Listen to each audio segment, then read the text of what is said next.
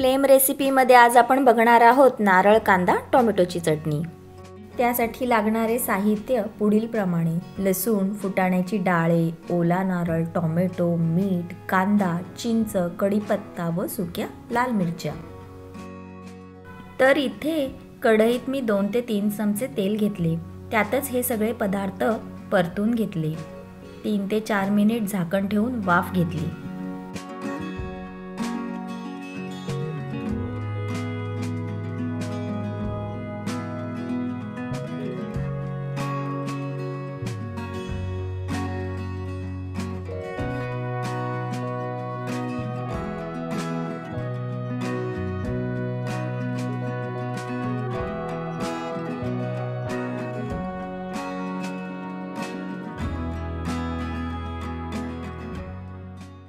थोडीशी हळद, मीठ आणि पाणी घालून मिक्सरवर बारीकसर वाटून घेतले।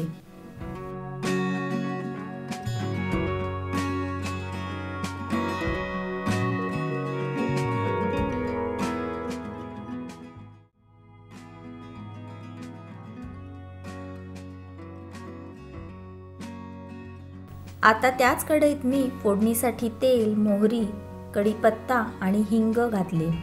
फोडणी तडतडली की त्यातच मिक्सरमधील वाटण घालून घेतलं। एक उकळी आली की आपली चटणी तयार।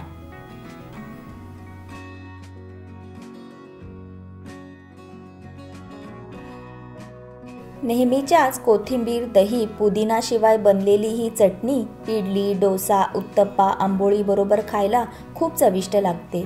तर व्हिडिओ बघितल्याबद्दल धन्यवाद। पुन्हा भेटूया नवीन व्हिडिओसह।